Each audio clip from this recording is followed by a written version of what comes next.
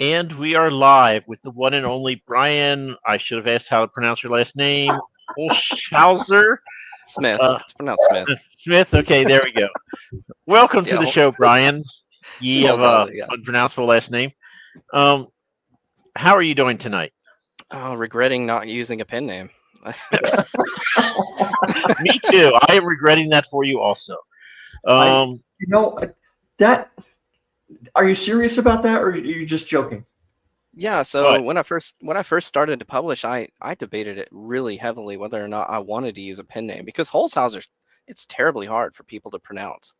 Hmm. But at the same time, once it's locked in, people don't forget it. It's like that's Holshouser's book. That's so unique. So it's a double-edged sword for me on a lot of ways. Dude, I'm right there with you. I debated, do I use Rosaire or do I use R, or because no one can spell freaking Rosaire. Yeah. Most people can't pronounce it if they see it written. And a couple people said, "No, man, that you have a unique name. You've got to run with that." So it's Yep. like, Yep. okay, fine, whatever.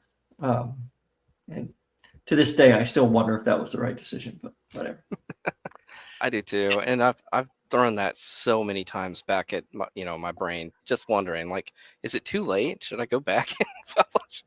Because it's such a weird name. But I think now I'm kind of locked in. I probably shouldn't go back on it. No, I Probably think you're not. fine. Yeah. So the only advice I got on author name is my brother said you should be Michael Molman. It sounds more lyrical that way. And I said that's great. Thank you for that. I'm going to go with Mike Molman. Is my brother, so I don't know. Did he expect me to listen to him? I like Mike Take those Bowman. That's brother easy. comments. Yeah, it is. Fewer syllables. Yeah, So, I can easily spell and say your name. So yeah, you win. and I I can't think tell you how many times when it's like write out your full name, like oh shit, how do you spell Michael? I should know this. that's funny on your own name. That's pretty good. I get it right. I mean, but I have to like oh wait, that's right. It's AEL. Yes, that's right. It does have the weird A before E. Like that's unusual. So Yeah. actually looked at the history of the name, and Micah is like in the image of, and El is the old name for God. So literally, I am the image of God. You're There welcome. you go. If that doesn't drive you away from churches, I don't know what will. We got to change all the pictures. Yeah. Can you see Jesus as a bald guy? Now, if you would have said, "I am the image of Buddha," I could have Yeah, gone the with that. laughing Buddha. Yeah. Yeah, I could have been okay with that. Oh. Anyway, before we offend more religions, um, Brian, which was the first book of yours to come out? So so I published Gwen's Kingdom in late March this year, 2026. So that was the first one. The second one I actually just published it was the one over here on my right or left, whichever you're seeing. Nick Fury's Last Stand. I just published that about a month ago. It's pretty fresh off the printers. So yes, please save us from ourselves. So what? These are both young adult, correct? Yes, sir. I feel like I'm glitching. Am I glitching? You are glitching. At least you're freezing. We can hear you, but Okay. As long as you can hear me, that's the important part. So Are yeah, you in they're that Candy Princess racing game thing? yeah, Oklahoma. It's the same thing. So um, so yeah, no, I am a young adult fantasy author. My books are clean. There's really not much swearing in them. There's no spice, nothing too crazy, no weird themes or scenarios or tropes that run off the rails or anything. I wanted to create something that was pretty much generically good around most kids as far as what you can read, and still put enough action and adventure in there to draw people in and hopefully pull in some new readers into the new generation. That was kind of one of my goals when I was doing this, but also, not make it boring and not unfun to read it. So So this is going to sound like a glib comment, but it's not. Why? I mean, why would you want to purposely create a book like that? yeah, so a lot of it comes down to who I am as a person and looking at things. So when I was really young, my father used to tell stories to me and my 6 siblings. And he would put us in the stories, and it was fun. It was just clean, and it left a mark in my memory that I'll never forget. And and then, just growing up out in the country, having horses and animals and running around and doing things that were just adventurous. My parents are real big on, having a lifestyle like that for us as children. It's hard to convey that into the younger, newer generations if you grow up in a city or you don't have it. And so I wanted to sprinkle that into kind of the youth a little bit more myself, just so I could have, a little bit of a hand in developing. Hey, there's more to life than just this, boxed out, A to Z stereotypical lifestyle we live. And I thought, hey, I can add a little flavor to life for some people and make it, a little more enjoyable. And that meant something to me, and it feels right as a legacy to leave for me, and something I could give to my children and they could enjoy. And you look at authors like Tolkien, you look at people who C.S. Lewis, they leave these marks in history that are just, fabulous gems that people enjoy forever, and they cherish them, and it leaves really positive marks in their paths in life. And so I thought, if I could do that, that'd be really cool to, kind of have my own take on that, my own spin. And that's where I felt like I needed to aim for YA and do it, because there's nothing really there. I don't see a lot of that out there. Even YA anymore, it's, like Hunger Games, it's pretty dark and grim. And my stories do get a little dark. They do get grim, but I feel like everything kind of gears deeper and darker the more you go into it, to a point where it's almost like it's like you need some light in the world, and so a little, maybe just a little. And so, yeah, I do have good and evil. I do have light and dark and all that kind of troped in, but at the same time, I wanted to still have some of that cleaner aspect of it, where you could give a kid a book and draw them in, and there's a back end of benefits on that as well, where reading leads to a better career a lot of times. It improves your brain. It helps kids to develop a little more, adventurous sense, be a little more on the back end of what I would consider what's the word I'm looking for? Successful, I guess, you could say. And so I want to kind of do what I could in a good way on that. If that makes sense, if I'm just... Yeah, and that's actually the perfect answer for why I asked that, because like I say, I wasn't trying to be glib with that question. I that's what I wanted to know, right? Is what is it that about that kind of genre that appealed to you as a writer? And do you think that's where you're going to keep going, or do you think you're going to, write a few of these and then, get rid of some of that angst that's been pent up and start killing some fools? I love writing YA, and so I could see myself sticking in this genre for a long time. It scratches the itch right now for sure. Some of the themes do get darker in my second book, so I'm actually I'm kind of scared to have it beta read because it's like it has to get dark before it gets light, kind of thing, So some things have to get darker, but at the same time, it doesn't have to necessarily go to a point where it's unreadable or too dark or too gory or anything. So as far as what I'll do in the future, I'll probably stick with YA and just kind of push it to the limit in some areas, and then I'll see if I don't need to kind of grow into an adult author. Not that I'm against it. Don't grow into an adult. Don't do it. No, it's overrated. I think that having a little darkness creep in there isn't a bad thing, because if you have young people reading the books, you don't want to be condescending or talking down to them. And by dealing with adult themes, in meaningful subject matter, you don't, right? Because it's like, when you have those 5-year-old kids playing soccer, it's like, oh, we're not going to keep score. It's like every one of those freaking kids knows the score, right? They all know who's winning and losing and who really sucks at this game, right? Yeah. You're just fooling yourself. So I think that's good that you do that. And you look at something like Harry Potter, that goes kind of dark too. Definitely, that goes really dark in places. I would love to see a director take the Harry Potter franchise and do a dark version of it using the same source material. That could be done. I think you could do it pretty easily. Yeah. Change the music. Yeah. Past book 5, you get really dark in Harry Potter. So yeah. Well, even book 1, he basically melts that dude at the end. Yeah, he does. Spoilers. Yeah. After 20 years, it's not a spoiler. No, I know. Right? If you haven't read that's that by true, now, though. that's on Yeah. you. And this is something I'm trying to fill out as an indie author the right way. Where is that line in the sand on some of this? Because you can melt a dude and it's still YA. In fact, early Harry Potter was actually kind of considered mid-grade because of the way it read. And so it's not explained real gory. It's just kind of untouched. And so when I write, one of my problems is I have a very vivid imagination. And so it's probably darker in here than it is on the page. And so I've put stuff before, and I don't know, I guess that's a thing. I didn't know that, but when I put stuff on page and I have people read it, like my betas, they're like, it wasn't that dark. And I'm like, really? It's kind of like, okay, well, maybe I thought of it different than it came out, but right. Yeah, what you're seeing it with all the details involved in you're seeing it, but you're not putting all that on the page. I do the same thing, right? It's like people get killed. There's no gory kind of violence generally. That kind of Hollywood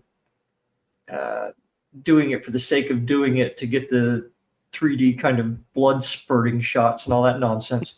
I'd much prefer if the bad guy is going to take someone out, that there's more of a psychological kind of aspect to it than necessarily a violent aspect to it. Right. Yeah. And you have to have some of that, if you're going to have any violence at all. And so it does kind of, yeah. And fantasy has violence. I've got undeads and demons and things of mine. So it's one of those things where it's just a balance of how much do you just want to put description in there. And I did a lot more in the Kiri's Last Stand than Gwen's Kingdom's very mid-grade compared to it, just because of it's in there, but it's not nearly as descriptive as I would say this one. And so this one I'd put YA 10 to 12, maybe 13 at the low ends, and then this one I'd say 13, 14. So it definitely, I'm definitely filling it out and getting it. I'm getting the feel of it more now that I've done a book or two. I've definitely seen how people respond better. And parents too. Another thing is trying to figure out where parents stand on it all, because not all parents are the same. Some are very sensitive, like with any blood mention at all, and then others are like, "Oh, my kids watch Marvel movies; they're fine." That's usually my ask. Is like, have they seen Deadpool? If they've seen Deadpool, oh God, yeah, right? I don't even. Yeah, that's a pretty high bar. Deadpool, yeah. I usually ask what kind of movies you let your kids watch? Is it Lord of the Rings kind of style movies, or Harry Potter? If they're like, yeah, then I usually feel like I'm well under the bar. Look, everybody's armed to the teeth with bladed weapons and magic. A fool's going to die, right? That if someone isn't getting a sword rammed through them at some point in your story, you haven't written a fantasy story. You've written something else, right? If there's not a fireball going off or some damn thing, it's one of those. That's what the genre is. Yeah, and there's got to be stakes, and part of it is making sure the stakes feel real. And so if no one's dead or dying, it starts feeling like you lose your immersion. It's like no one dies. Everyone's got plot armor. It's like, yeah, okay, something has to happen. And and that's really. I've seen this question every now and then on Twitter and stuff. It's like, who is the fictional death that hit you most, right? I saw that recently. I didn't answer it online, but I thought about it. It's like Dobby. Well, yeah, Dobby. Yeah, there's another spoiler, but yeah, Dobby's that's a great in the books. I remember it did hit me, and I would say Dumbledore actually hit me pretty hard too. I don't want to spoil it too much, but Dumbledore. He shouldn't have been within 500 yards of a child, but Dobby was fine. Yeah, but you didn't know that then. When he died, you didn't know that. You just found out he's a horrible person afterwards. No, it was pretty evident from the get-go that he was being a horrible person. He did like, hey, I'm going to put you in mortal peril. Go do this thing for me. I'm not going to give you any help at all. And, oh, by the way, here's someone who hates you and has hated you since you were born, because he has something for your mom still for whatever reason. He doesn't get out much. Anyway. Yeah. All right. So funny. There's so much truth to that. That's funny. Your first book is The Electric Moon? Yep. So why don't you tell us a little bit about what this is about? Okay, yeah. So this is a girl saves the world kind of story in a nutshell. The first half of it, you're pretty much going to get a coming of age story. I'm big on character development, and so I didn't want to I don't like throwing characters out there too much and not giving them a good fleshed out backstory. And so this, you'll see her grow up from like age 8 to 12 to 14 pretty quickly. And then she'll meet her friends and they'll kind of start learning more about the wizard world. And this is where I get comped on Harry Potter all the time. I have a wizard school for 2 chapters, and she does go and she learns. It's called the Academy. It's not Hogwarts. This isn't Harry Potter in that sense. You're not going to get a full book of going to a Hogwarts kind of school. It's just a couple chapters. She does learn some magic and whatnot there, and then you'll get the adventure, and that's where things really start to kind of fire off and pick up. And so the second half of the book, pretty much from chapter 17, 18, it pretty much takes off. It's mostly adventure from there. And so that's kind of the book in a nutshell and how I kind of sell it to people. And so if you like Harry Potter, a lot of people tend to comp it to that. Believe it or not, I didn't really pull a lot of inspiration from Harry Potter. I'd say a little bit because I started reading it like as I started doing more editing and writing on this book back then. And then I think later on, I just subconsciously kind of put some more Harry Potter like inspiration into it. But believe it or not, I think more of my stuff came from like Avatar and the Last Airbender, Inuyasha, maybe a little bit of Tolkien, a little bit of like Peter Pan. I pulled a lot of different sources for inspiration, but for whatever reason, Harry Potter gets the stick on that one. So if people are saying that, if they're using Harry Potter in connection with your book, you can't say that's a bad thing. I'm not gonna say it's horrible. It's Harry Potter. I didn't do it on purpose, but I see the connection when people tell me about it. It's 3 kids, mostly that run around. It's 2 girls and a boy, and so the boy. A lot of people say he kind of rubs off as Ron Weasley stylish, but he's really a lot more like Suka with a lot more engineering, technical skills. Out of like the Suka from the Last Airbender, Avatar. Yeah. So like, am I saying his name wrong? No, you're right. Suka. Okay. I just don't know who it is. Probably been 10 years since I watched that show, unfortunately, but Suka, yeah. Yeah, he's more like that. He's a little bit of comic relief. He says some really, really off the wall, funny things randomly, and kind of has a loud mouth when he shouldn't. A little bit of a improper mannerism sometimes. Chews with his mouth open kind of character. 10-year-old boy. Yeah, 10. Yeah, 13 now, but yeah, or 14. But yeah, so that's that book in a nutshell. Like I said, people that read, who know what Harry Potter is, they tend to like that one a lot. It kind of relates over. This one over here, if you want me to go into that one, I can. It's a lot different. Yeah. And so you have this guardian angel-like character, Nakiri. So she lives in a universe with 9 planets. 7 of them are inhabitable. That blue moon-looking thing up in the upper left right there, that is what's called a G moon, and it has arcs of pink and indigo lightning that crawl off around it. And that is kind of a power source, and it actually is the same moon that you would see over in the other book as well. And just to kind of drop a little breadcrumb of a hint there. And so this one, she's a guardian of these planets, and these planets are starting to fall to this race of demented undead-like beings or demon-like beings. And she has to go and basically, she's one of 5 guardians that the planets have summoned to protect them. And 2 of them are left. And so the planets are slowly losing the battle. And this picks up in the middle of one of the planets who is just starting to get attacked, Valtorin. And so it's got a lot of sci-fi-ish hints in it, though it's really still pretty heavy fantasy. There's a lot more violence, I would say, on that end. She's slicing through demons right and left.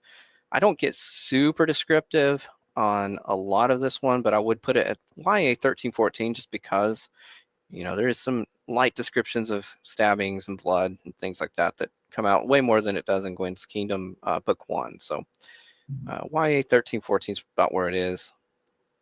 So this is not a sequel to Gwen's Kingdom. 2 very different things. No. They're the same universe, but no, they are pretty different. In fact, this book, the inspiration of it really came from about 2 or 3 books down the road in Gwen's Kingdom. There's an interlude that I was going to write into the story. And after going back, I looked at it and I actually started reading these novellas this year. And I fell in love with reading novellas. I didn't realize how much fun a novella could be until I started reading them. And even just like 50, 60,000 word books, you knock them out fast, or they can be fun. They lack sometimes in some areas, but at the same time, you get a book crushed out, you feel good, and it's an adrenaline hit for a reader. And so I was like, I need to focus on making some of those. And so I went in and I changed the story a little bit. I wrote out about 3 or 4 chapters, 3 or 4 books worth of content just on an outline. And I said, this is a good book. I can do this. And it flowed and came out of me like within 2 or 3 weeks. And so I was like super happy with it. Decided to launch it this year. I wasn't even going to launch a book this year, but this one, I'm glad I went this way with it because it's just a different kind of fun for me. I kind of fell in love with it really quick. But same universe, different characters. Eventually the arcs will meet. I can't say much more than that. All right. So do you do multiple POV in your books, or is it just one POV? Gwen's Kingdom is mostly one POV. It's largely her story, from her perspective. I do have a tendency, because I came from a background of writing music, I have a tendency to kind of be lyrical and poetic, and not in a purpley prose kind of way, but it's just who I am when I write. When I write, I kind of try to think about it like in that kind of way, I guess you would write a song. And so I might drift off a little bit and talk about, the moon or something in the universe. And then after I do that, I'll go back, and basically most of it will be from her perspective. And then Nakiri's Last Stand, it does shift perspectives. You'll see some perspectives from one of the other main characters, Valen. And then you might see a character here and there get a perspective. So it's a lot different in the perspective shifts, but at the same time, a lot of it it's written in that third person past tense kind of way mostly. So.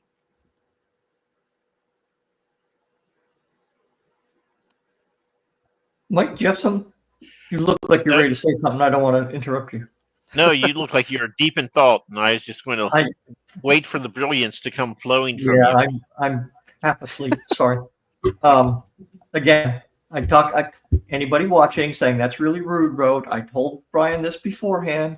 I'm working on very little sleep today. It's been a long day. So what is your? We were talking a little bit before, Brian. You have seemed to work yourself into a place where writing is becoming your primary thing today. Yeah. So I'm trying to get there.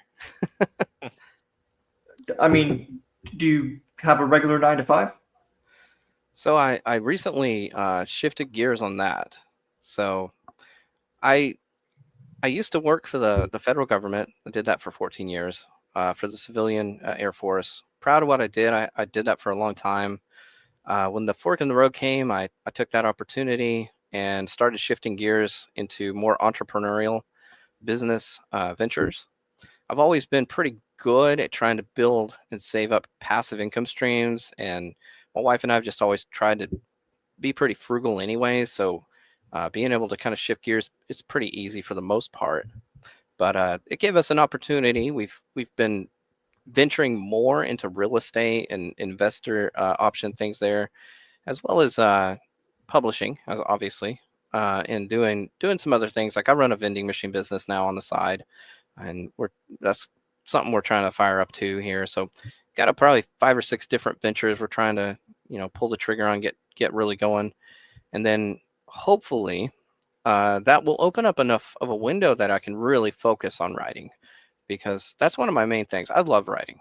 I do art, and I do, I edit here and there for people, mostly really, really cheap or really, really close to free, just to kind of help out. But I could probably pivot more into that too, and open up more doors if I really wanted to.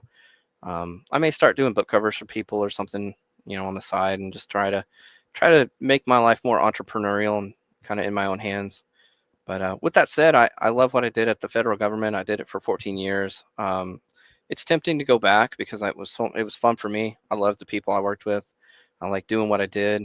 I got to, I had my hands in some really, really cool projects, some 3D printing stuff that, was brand new, cutting edge, stuff like that. And, that appeals to me. So, it's something I kind of miss in some ways. The 3D printing stuff is kind of interesting because I was at a show just this weekend, and the guys next to me had it was all 3D printed stuff, and people were like always coming up and talking to them about it and buying stuff and this and that. And with books, it's kind of neat because you can make things that go along with your book, and yeah, that's a nice kind of additional thing to have there when you're doing stuff like that. Absolutely. And it gives you something else to do to keep your mind busy, It does. So you're not always thinking about the book, and just it kind of almost like a palate cleanser for your brain. Yeah, for real. So yeah, no, 3D printing is something I've wanted to do just for my own self. Doing it for the Air Force was pretty cool because you get to see how in depth they go, and they have some really advanced stuff. Like they have 3D scanners and stuff that it just blows your mind when you go see it. And so they take your hand and they scan it, and then they can print it like in a couple hours. It's pretty cool. I work for a mechanical engineering department, and you ever see like a satellite and they have all that gold stuff on it? Yeah. Wrapped in a satellite. It's called Kapton with a K. Okay. Right. Yeah. And the only way you can make that stuff is in a thin sheet, and it's good for like up to 200 degrees Celsius or something, right? Really? And so these guys at the department were saying, wouldn't it be cool if we could 3D print Kapton, right? So it wasn't just a sheet where you could make it a part of the structure. Wow. And they figured out how to do it. And wow, that's cool. It also almost doubled the heat that it could take in that form. Really? So yeah, 3D printing, I mean, they're doing some just crazy stuff with that. They work with hospitals. So if you got somebody that needs heart surgery, they'll do a really good scan of the heart, and then they'll model it, 3D model it. So the surgeon can kind of take it and go, okay, well, to get to whatever it is, I'm going to need to go in through this way here, and and be able to actually look at it and see what they're going to do. So when they actually do the operation, they're not kind of poking around trying to figure it out. They know exactly what they have to do so they can get in and get out. And that's really cool. There are some just fantastic applications for stuff like that people don't think about. It is pretty neat. EL says, yes, my dragon was packed up because I had a show this weekend, so it's in a box. It'll come back. And EL wants to know, when are we going to get the next story? Thank you, EL. So I am aiming for, and I've not really told anyone this, but I'm aiming for spring 2024.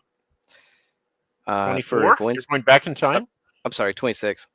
Yeah, we'll go back to 2026. I was reading his name. I don't know why I was looking at the 4. Yeah, so 2026 spring is what I'm aiming for Gwen's Kingdom Volume 1. That's what I'm going to try to get out. I'm splitting it up into 2 volumes. That's my plan. And then I'll have hopefully Volume 2 out along with the full second book by the end of the year. Sometime in the fall would be my guess right now, but that's a little hard to predict. So. And EL wants you to tell us your secrets of where you find all your readers at so we can steal them. Yeah, absolutely. Please. Yeah, so I'm taking notes. Go ahead. This isn't a joke. So I actually spend a lot of time hitting the ground out here in Oklahoma. I visit bookshops, libraries, comic stores, pawn shops, insurance company shops, whatever it is. And I ask if I can stick up a bookmark on their wall, the window, wherever I could put them. I just simply say, hey, do you have a place where you put business cards? Can I stick some bookmarks out? And I literally do that hundreds and thousands of places if I can. And so I get a fair chunk of my readers from there, and then I do signings. And so I've done probably close to 15 to 20 sightings since I've launched, somewhere in that area. And so a lot of people, I ask for emails. I have a newsletter now. I get a lot of readers through that, and a lot of people that don't ever follow me online really much. They check their email and see that, and they buy a book if it's new. And so they just aren't on, the platforms like X, or, they might be on Instagram or something, but most of them aren't. They're just kind of readers. They don't spend a lot of time online. So that's kind of almost a half ghost reader that I have out there base, that I would say. And then I get another chunk from a lot of social media. And so I'd say it's a fair chunk of readers from, different authors, reading my book and recommending it, or people that just stumble on my posts and pick it up there. And so I think a lot of people go that way with it almost exclusively, just doing the social media thing. I would say with I don't know, with young adult YA, I feel like it's harder to find readers that way because people generally, they lean more adult. They don't necessarily go and buy a YA book. And so it's harder for me to find a good base there. Whereas, if I go out to libraries and I put bookmarks out, teens grab them. And so they're more apt to probably read my book, in a situation like that versus, the social media thing, where I see a lot of people, adult authors, have a lot of success. But that's kind of been my stab at it. I wouldn't say it's perfect. I'm still learning. I'm still trying different ads, different places to shoot my shot and see what I can do. So I'm definitely all ears if you have a better way to do it. No, we don't. Spend about $75,000 on ads, and you'll get about $70,000 in returns if you're really good. If you're really good, right? Yeah. I've met some really unique people who swear to God I should go to schools and push my book there and try to do speeches and things at schools, and I've thought about doing that. With YA, that does open up that opportunity. I've listened to some podcasts about that where they say if you go and talk to like school librarians, bring them in a copy of your book and show it to them and make yourself available for like Q&As or whatever. And some people do have luck with that, where the school will buy, copies of it or whatever. But that takes a lot of work too. Just kind of continually knocking on that door and trying to get them to take you seriously, and et cetera, et cetera. But yeah.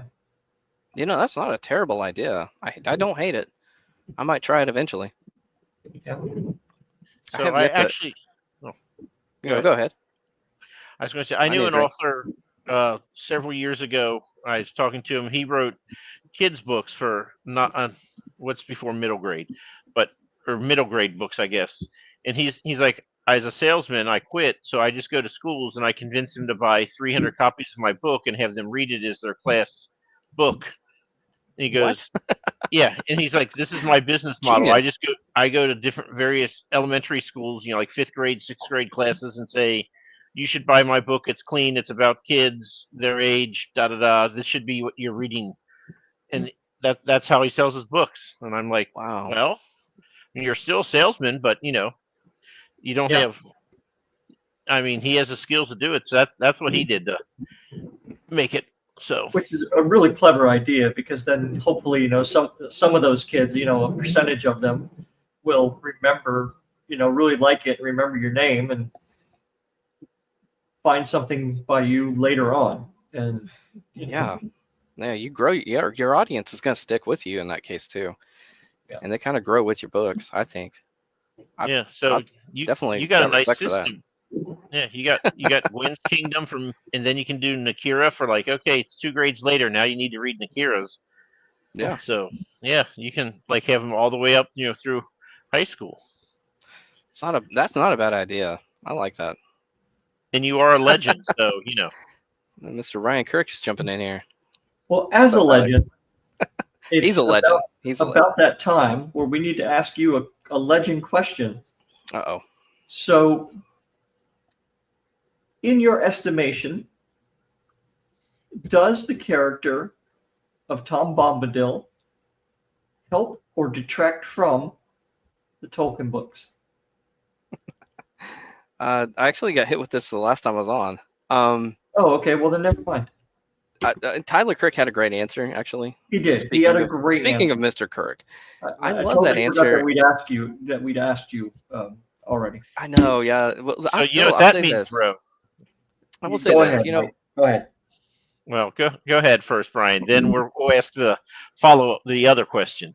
We need a I've third, never, I guess. I never really thought much of Tom Bombadil. I just thought, Tolkien kind of wrote himself into the story. That's what it really felt like to me. And it was like, okay, cool, whatever. It was neutral.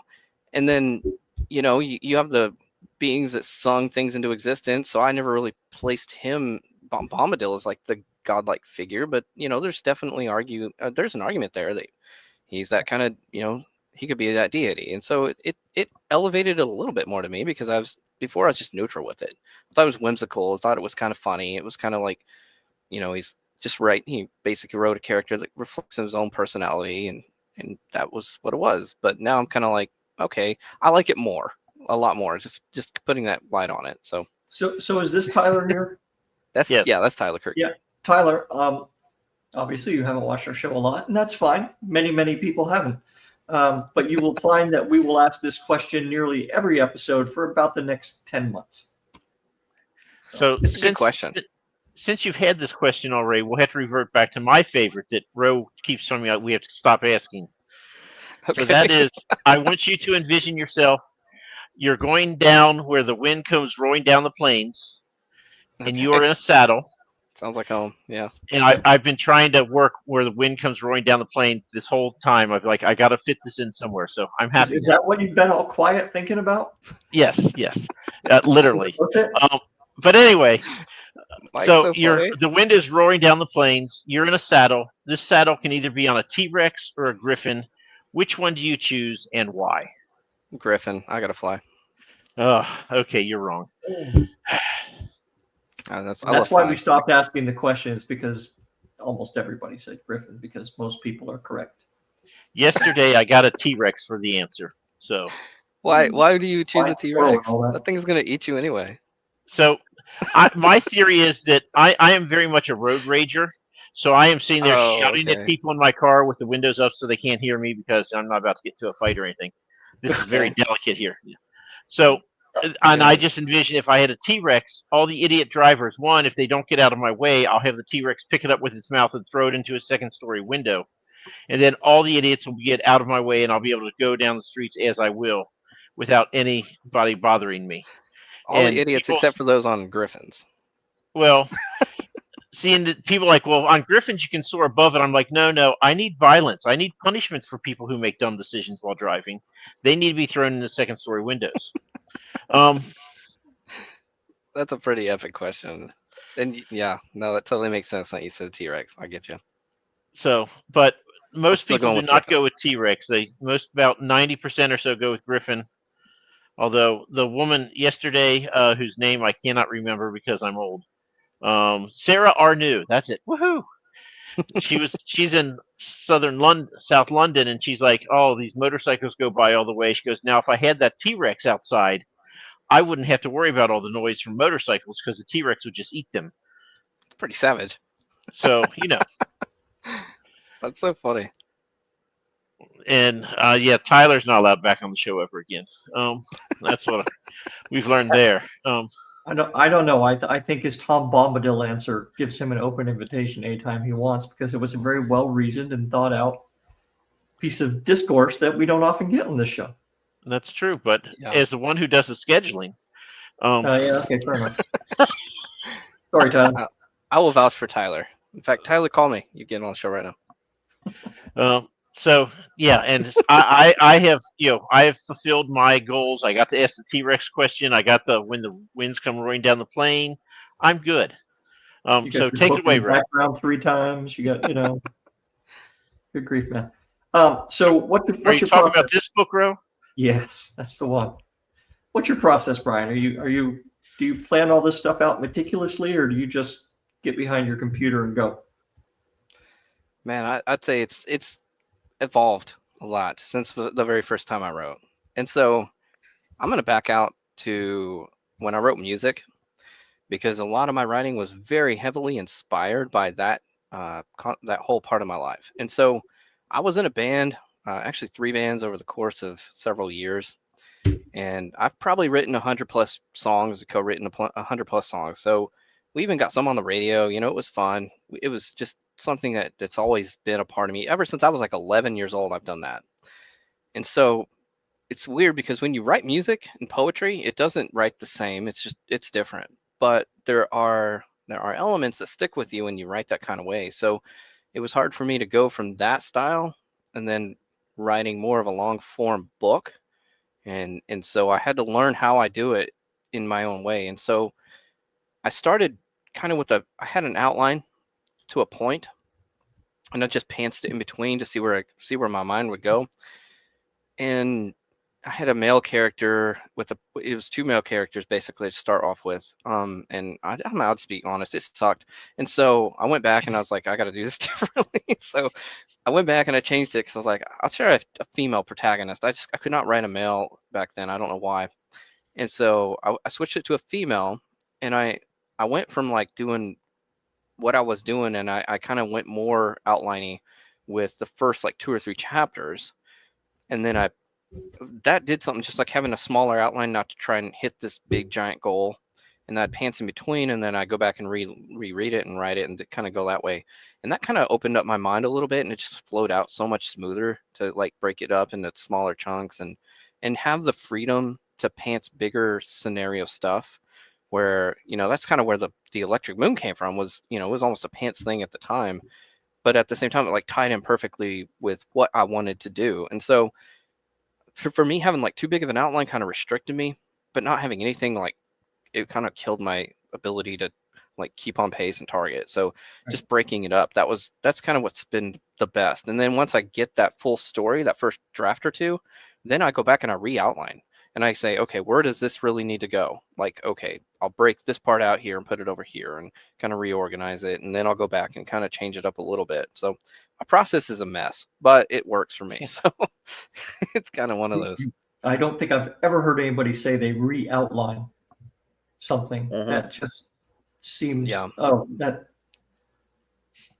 that's like dental surgery to me.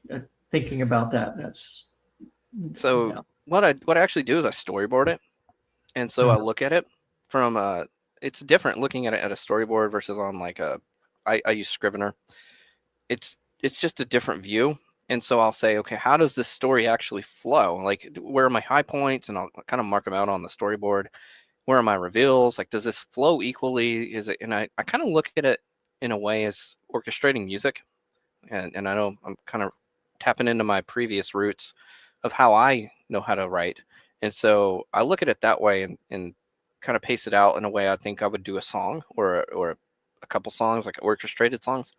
And so I look at it like that. And if something doesn't feel right, like it's like, this is just too sharp or too dull of an area, I'll go back and kind of move some stuff around like that. So it's nothing usually too surgical. It's just stuff to kind of help balance out the pacing and everything from a different view. I don't think most people do it that way. I wouldn't even recommend people do it that way. It's something that works for me. Yeah, everybody has their own kind of take on a couple of It's psychotic. It's weird. What kind of music did you play? So I play guitar and I sing. My first band was just a rock band. Jumped into a little bit heavier, like a heavy rock band after that, and then we did an acoustic band for a while too. So I played a lot, and then I've done some praise and worship, led praise and worship for a couple churches, done some of that on the side too. So I've done a lot of different musical style things over my life. Just kind of always loved it. I've even done some open mics here and there, just by myself solo. Played a couple weddings solo, just stuff like that. It's been fun. It's something I do because I really, really love music. I love playing, and I feel like I'm pretty good at it now that I've done it for so long. So I can kind of do it without really trying too hard and just kind of tap into a fun part of my brain and let loose. All right. So no here. Give me top 5 rock and roll guitarist influences. Okay. I'm not asking who you think the best 5 guitarists are. Okay. Yeah. I'd say when I was really, really young, I was really captivated with a couple of like older style guitarists. Leo Kottke was one of them. I'm trying to remember who wrote Embryonic Journey. I can't think of the artist's name. The musician. He was a really, really good one, finger picking style. That moved over into like James Taylor, and then in the heavier hard rock stuff, I'd say you got Tom Morello, Red Hot Chili Peppers.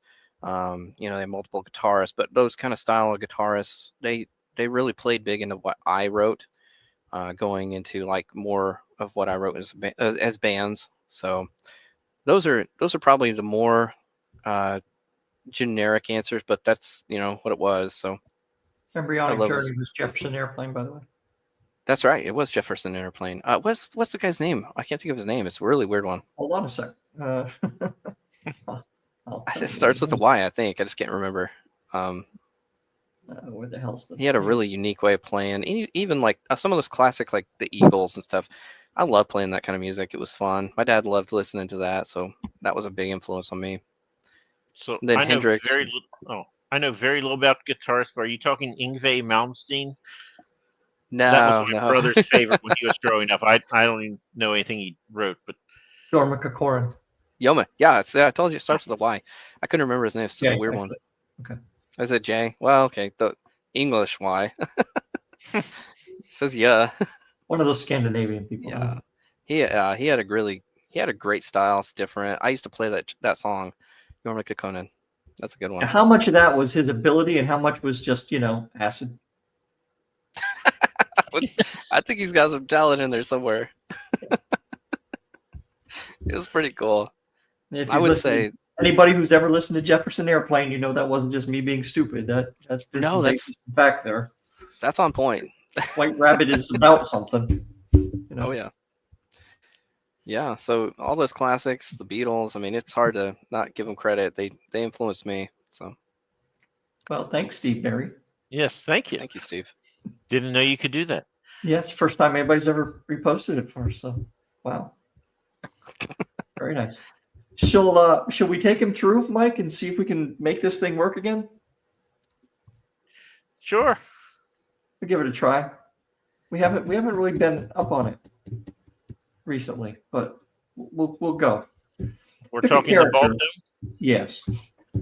Pick one of your characters that you would like to play with here, Brian. Okay. Gwen, I guess. Okay. Okay.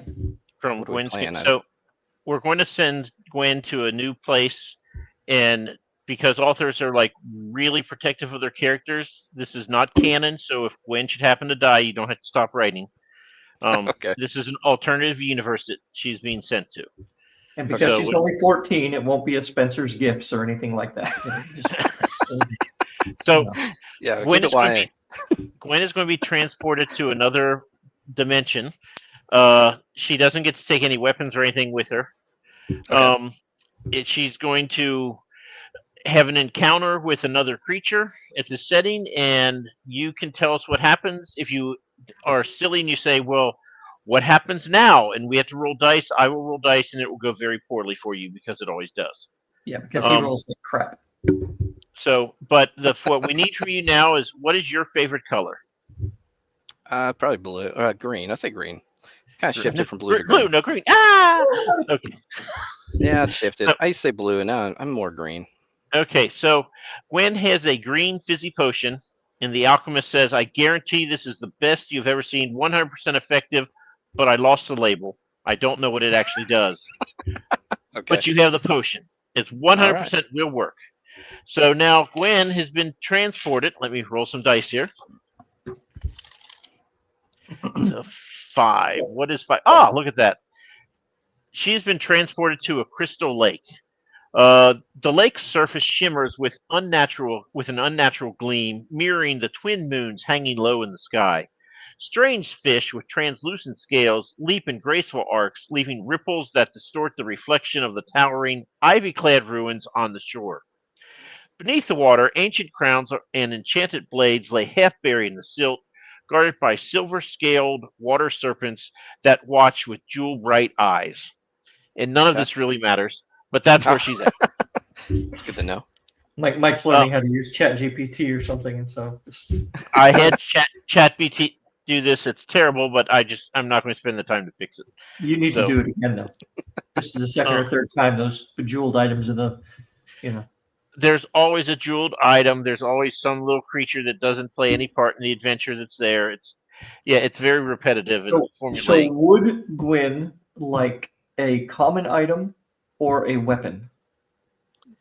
She'd probably go with a common item, actually. Okay. To start common with. Item means I don't sense any she will danger. have an encounter with a common creature. A weapon would have meant that she has an encounter with a fantastical creature. Okay. But do you have a common item thing, Mike, or do I need to I do. common item? She has 2 common items. She has a quill and ink. Ooh. Oh, okay. Very common. I wish it would have been my character that went to this world. He would have kicked ass with a quill and ink. There would have been some shit going down. That's so funny. So at the Crystal Lake with the fish and the translucent scales and blah, blah, blah that don't matter, she is there with her quill and ink, and she is drawing the scenes around her because they're just so majestic.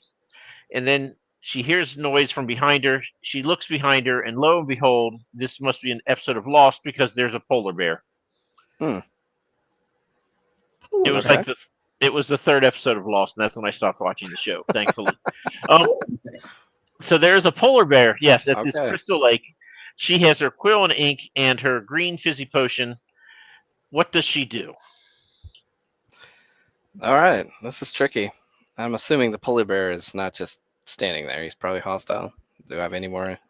He's sniffing the ground, but he's making his way towards Gwen. Staring at her like a little mobile snack. Okay. Well, she's pretty sly. She's crafty. She might be able to come up with something here. The quill and ink is not really much to do with her really skill not set. Much. Yeah, there's nothing on her. She's not one of those like Death Note people who can just like write that bear out of existence. Write the bear's name down. Yeah, she's not like a super artist. Quill was like a dart or something, and like hit the polar bear in the eye. Oh, that would be a fine idea. So she does have this ability. Gwen has an ability when she's threatened that does snap into play if she's attacked, and she does gain superhuman strength for a few moments. And so here's what she would do. She would attempt to escape. She probably wouldn't do much with the potion or the quill and ink unless she had to. And if she was attacked by this polar bear, there would probably be an instance where she would mentally slip into another mindset and possibly defend herself. And I'm not going to say it would end up perfect, but she would probably be able to defeat the bear just off of that ability alone, assuming a few things that I cannot say are still in this universe. But generally, yes, she could probably do what she's capable of to escape. Okay, but what is in this universe is a polar bear's paws and the big long talons and whacking people's heads off kind of thing. That's still in place. And it is like 20 feet away, and it is approaching at a leisurely walk. It's not in a hurry, but it's definitely interested. Yes. Yeah. So she's gonna hurt. What's she going to do? She's probably going to kill the polar bear, and it's probably still going to hit her hard enough to kill her. She's got strength and the mind slipping ability, but she's going to try and sneak away. That's the thing. She's smart enough. She could probably get somewhere out of the way. Is there any rock formations or anything like that around that would possibly lend anything to her? Sure. Don't forget there is the ivory-clad ruins of the tower on the shore. Shoot. Okay, so that is another option she would use. So she's also able to she can synergize with water elements and ice. And so she could build a ice wall right there in front of that polar bear with the water and escape that way, which would be interesting. Polar bear. Polar bears love ice. Can they climb like a wall? It'd be it'd be kind of hard for her to do that. So she could do that. I mean there's a few options here. Thank you for making a little ice floe that you can paddle around on. You might love that.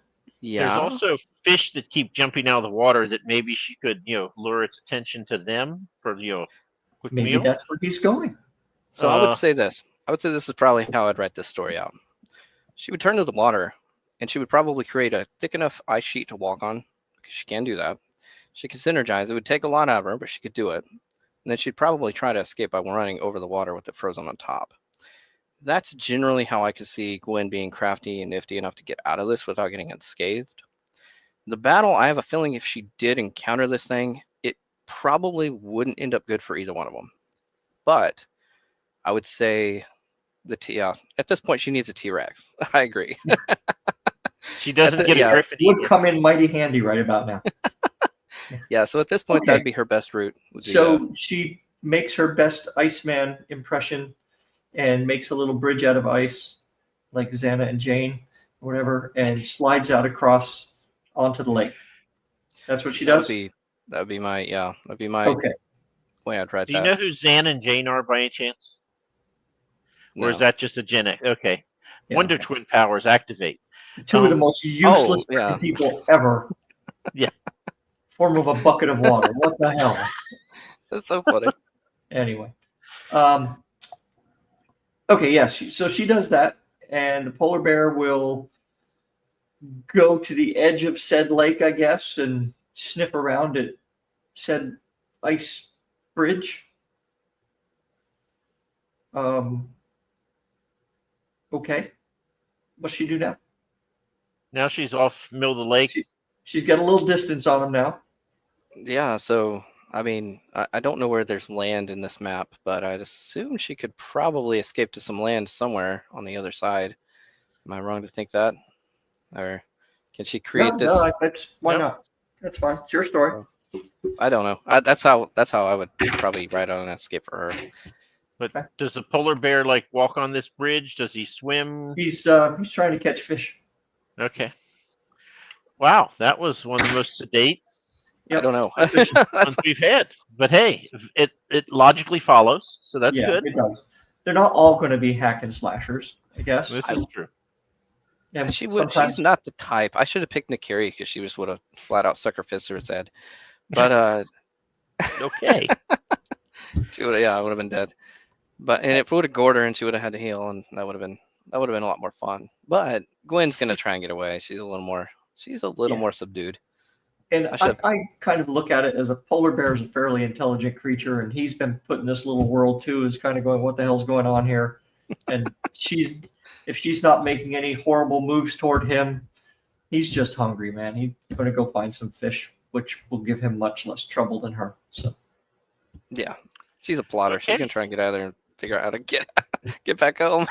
Well, Gwen has survived the bald dome, so it's funny because sometimes if they do come to blows, they just keep missing each other anyway. Because between really? Mike and I rolling, it's oh yeah, they miss. Yep, that's funny. They miss. Like you said, you're one of 7 kids. Yeah. Where do you fall in the pecking order? I'm the third down. Okay, so you have younger brothers, sisters, all the younger sisters. Yeah, doesn't matter.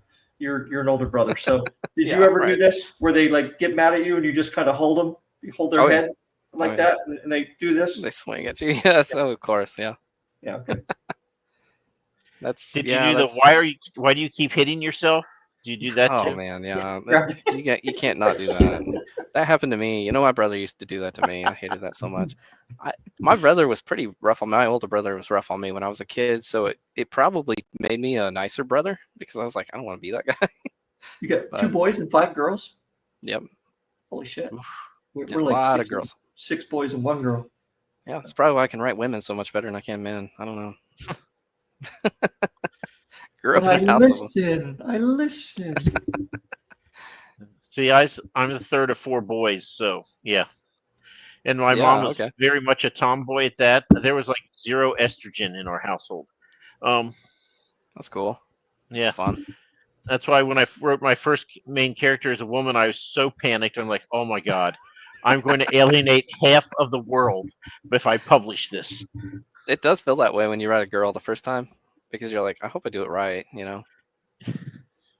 Like there's a weird fear involved with that. That's a thing. It is a thing. I know a lot of guys have told me that. I don't have those worries that, half the people in the world are ever going to, know my book exists. So it's like, Well, yeah, it might piss off a few people, a few being the operative word. So So a guy I used to work with, I used to just do this, set him off every time. But when I realized, like, you know what I found out?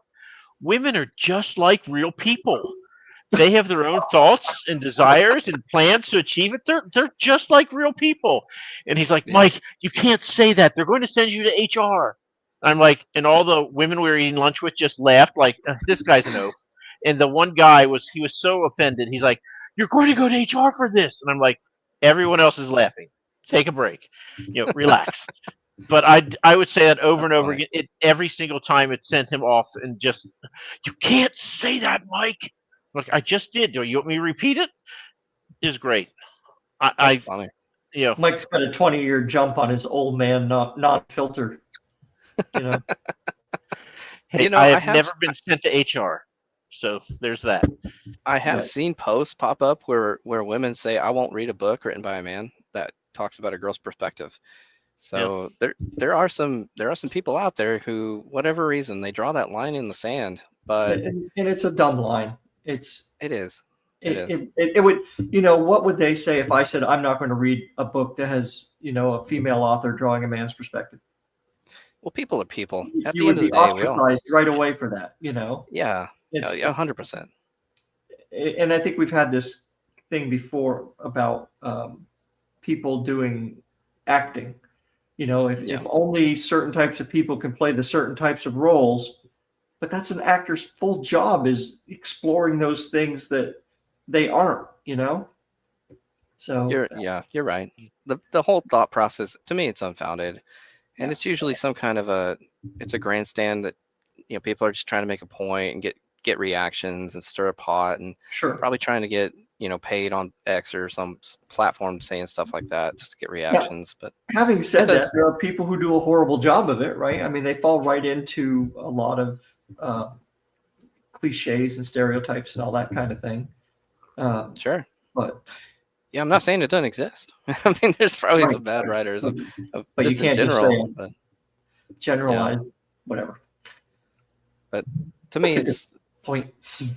it's not worth fearing to a point where you shouldn't write. And I have a couple friends here locally that they start writing and they stop because they're like, I don't think people are going to believe my female character, or even males. I've had female friends who said they couldn't write a male because they just didn't feel right about it. And it's like, just write him. Like, men, it's not like People will put it's up not with like a you lot shouldn't. of really dumb shit if the story's interesting and the characters are interesting, regardless of whether or not they're correct. I mean, you don't have to look very far on television shows to find characters, male and female, who are just unbelievably stupid, naive, insert whatever here.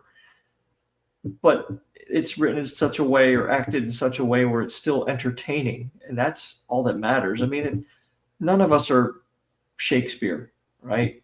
So get over it. Just write your story.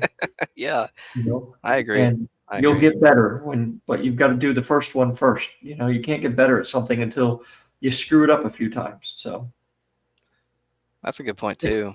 Yeah, the EL's got a. There you go. That is a terrible excuse. Not a murderer. I read a lot of murder. Yeah. That's so true. Yeah. I mean, it's the same thought, You don't necessarily, and these are fictional characters. You Right. want to exaggerate some things. You want some things to be interesting. You want to kind of go on a fun tangent with some characters. It's part of what makes it a fun story, Right. So Yeah. I mean, you look at some real life characters who are out there in the world right now, and you would have said, a couple decades ago, that's unbelievable. No. Yeah, you're not wrong. Yeah. So sometimes it feels like we're watching a movie with just modern everyday life. You're right. So it's not a very good movie. I want my money back.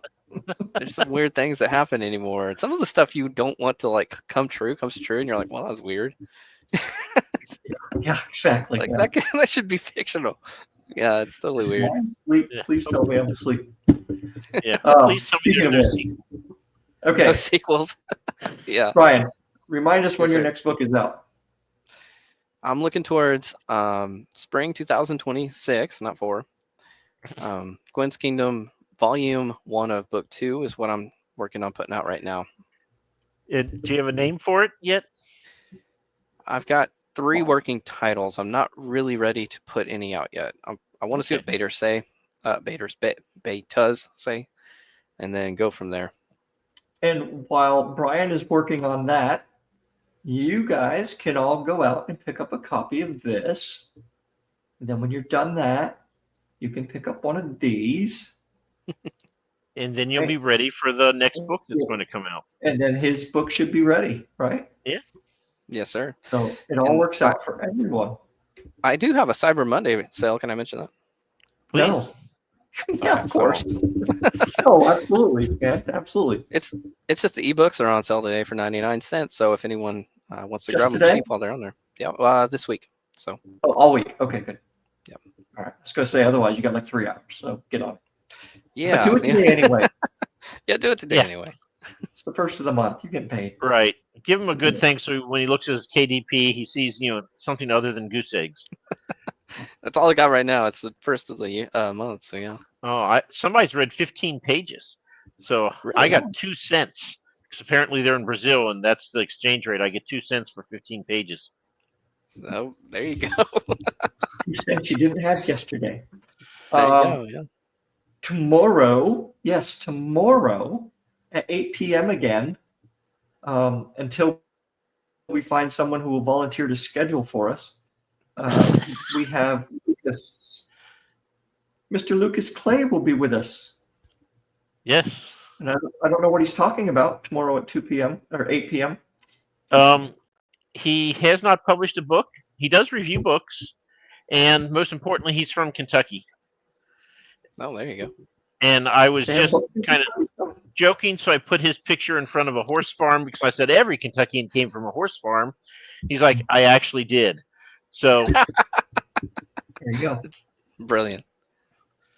All right. So yes, we'll be talking about horses, which I know nothing about. If you've read my works, you know that. And we'll be talking about Kentucky, and yeah, that's about it. All right. I've had a blast.